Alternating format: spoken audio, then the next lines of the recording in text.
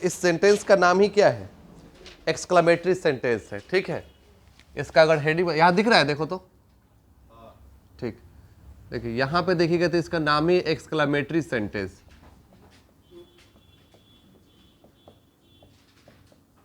है ना। Exclamatory sentence से दुख का बोध होगा, सुख खुशी का बोध होगा, प्रशंसा का बोध होगा, या फिर आश्चर्य, मतलब बहुत सी चीजों का इससे बोध होता है। तो ये कहता है कि जब अगर आपको कभी भी ऑप्टेटिव सेंटेंस कोई मिल जाए, ठीक, तो उसमें कुछ चीजें, एक पहले कॉन्सेप्ट देखते हैं, कुछ चीजें लगी होंगी, जैसे कि अल्लास लगा होगा, है ना, ओह लगा होगा, आह लगा होगा, ठीक है, फिर से हुर्राह लगा होगा, और क्या आ जाएगा, एक हमारे पास एक ब्रेवो आ जाएगा, बहादुरी के लिए लगता है ब्रेवो, ठीक है। अगर ऐसा करके कोई शब्द आ जाए, ठीक है ना, तो कैसे बनाएंगे? देखिए एक और इसका पहचान बता देते हैं समझने के लिए। जब ये एक्सक्लेमेटरी सेंटेंस दिया हो, एक्सक्लेमेटरी सेंटेंस पहचानेंगे कैसे? तो यहां पे ध्यान देना है, एक्सक्लेमेशन साइन लगा होगा, समझिएगा बात को ध्यान से। इस सेंटेंस में कैसा क्या लगा होगा? एक्सक्लेमेशन साइन लगा होगा। आखिर सर एक्सक्लेमेशन साइन क्या होता है? तो ये जो आप देख पा रहे हो, ये यही क्या है हमारा? एक्सक्लेमेशन साइन है। तो एक्सक्लेमेटरी सेंटेंस में ये वाला जो लगा रहेगा वो क्या लगा रहेगा? एक्सक्लेमेशन साइन लगा होगा। कभी भी स्कूल वगैरह के बस, स्कूल वगैरह के गाड़ी पे देखिएगा लिखा रहता है सावधान बच्चे हैं, ये साइन लगा होता है, स्कूल के बोर्ड पे लगा होता है। आखिर क्यों लगा होता है? क्योंकि आपको वो दिखा रहा है कि यहाँ पे कोई चीज है जिस पे आप यहाँ पे गौर करो, ध्यान दो, ठीक। आगे देखिएगा, तो ऐसा आए तो किस तरह से बनाएंगे? तो सबसे पहले कहता है कि सबसे पहले इसको तो छोड़ देते हैं, आगे देखते हैं हम लोग एक नंबर से। इन्वर्टेड कोमास के बदले किसका प्रयोग कर रहे हैं, करेंगे हम? इन्वर्टेड कोमास के बदले सिंपल जो रूल है, इन्वर्टेड कोमास के बदले दैट लगा देंगे हम लोग। इन्वर्टेड कोमास के बदले दैट लगा देंगे, ठीक। आगे देखिएगा, इसका 2 नंबर अगर देखते हैं तो रिपोर्टिंग वर्ब के बदले, रिपोर्टिंग वर्ब के बदले, रिपोर्टिंग वर्ब के बदले क्या लगाएंगे वो तो सेंटेंस पे डिपेंड करेगा हमारा, लेकिन उसके साथ एक चीज जोड़ लेंगे, एक्सक्लेम विद। इसके बाद जो आपको सेंस निकलेगा उसको आप लोग लगा दीजिएगा। जैसे अगर उस सेंटेंस से खुशी का बोध हुआ तो एक्सक्लेम विद जॉय, दुख का हुआ तो एक्सक्लेम्ड विद सॉरो, समझ रहे हो।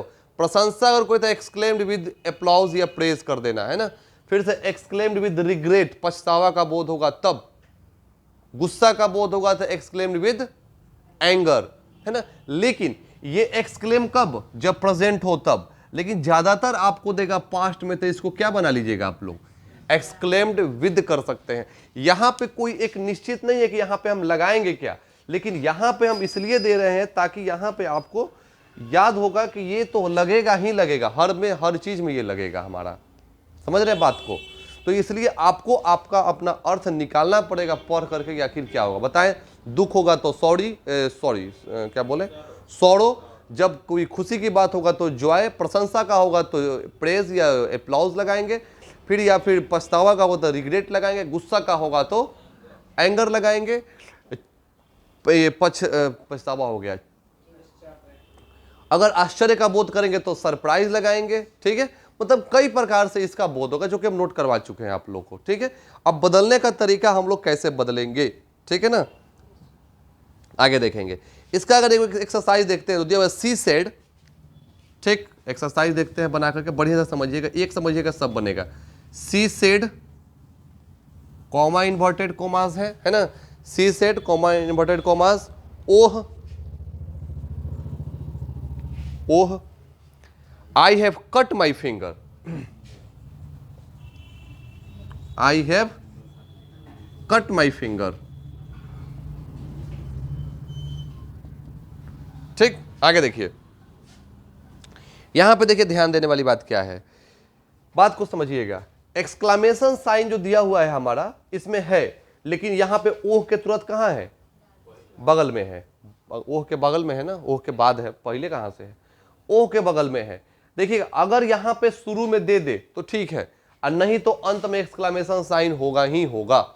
नहीं होगा तो ये फुल स्टॉप की जगह पे क्या हो जाता है, ये वाला साइन हमारा चल जाता है यहाँ पे। लेकिन यहाँ पे आप देख पा रहे हो ओह के साथ क्या लग जाएगा, क्योंकि ओह के बाद ही वहां पे आपको रुक जाना है, ठीक है ना। आगे देखिएगा, देखिए यहाँ पे कर क्या रहा है, पहले इसका अर्थ निकालेंगे हम अपने से। सी सेड, उसने कहा, किसी लड़की ने कहा, किसी महिला ने कहा, oh I have cut my finger. अब बताइए कि ओह को छोड़ दीजिए, अर्थ कैसे निकलेगा समझेंगे। आई have cut my finger, I have cut my finger का मतलब क्या, मेरा हाथ कट गया है, मेरा हाथ कट गया है, या मेरा हाथ कट चुका है। तो बताइए किसी का हाथ कोई कटेगा तो उसमें दुख होगा तो कि खुशी होगी, उसको दुख होगा, उसको तकलीफ हो रही है। तो हमने बताया कि दुख होगा तो क्या लगाएंगे, सौरों का बात करेगा, उसको तकलीफ होगी, दुख होगा तो सौरों करेगा। तो यहां पे एक चीज तो पता चल रहा है कि एक्सक्लेम्ड विद क्या लगेगा, तो बदलेंगे यहां से, तो सी का सी करेंगे, ठीक है। आगे बात करेंगे हमको क्या है कि सेड की जगह पे सर क्या होगा, तो सेड यही तो रिपोर्टिंग वर्ब है ना, तो सेड जगह रिपोर्टिंग वर्ब की जगह क्या बनाएंगे, exclaimed with, exclaimed with sorrow कर लीजिए, बोले कोई दिक्कत, exclaimed with sorrow, see exclaimed with sorrow, inverted commas की जगह दैट। और एक और बात कंसेप्ट याद रखिएगा, इन शब्दों को, ये 5 शब्द जो ऊपर हमने लिखा हुआ है, इसको हम लोग इनडायरेक्ट में हम लोग नहीं लिखते हैं। डायरेक्ट से जब इनडायरेक्ट बनाते हैं, इन शब्दों को हम इसमें क्या इनडायरेक्ट में नहीं लिखेंगे। डायरेक्ट आइए हमारे सेंटेंस में, आई हैव कट माई फिंगर।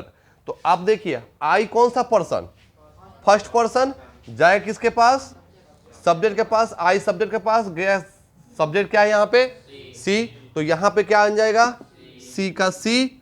अब नीचे आते हैं हम लोग, हैव का टेंस को छोड़ दीजिए, बदलें कैसे, आई है, सी हैड, कट का कट, माई फर्स्ट पर्सन ना, जाएगा सब्जेक्ट के पास सी, लेकिन पोसेसिव वाला लगेगा, माई फिंगर मेरी उंगली, तो फिर उसकी उंगली हो जाएगा ना, किसी लड़की ने काटा तो उसकी खुद की उंगली, तो क्या हो जाएगा, she had cut her finger. कोई दिक्कत, इसको फिर से एक बार बनाइए और समझिए, दिक्कत हो तो हमसे पूछ लो। उतारो, उतारिए पहले इसको।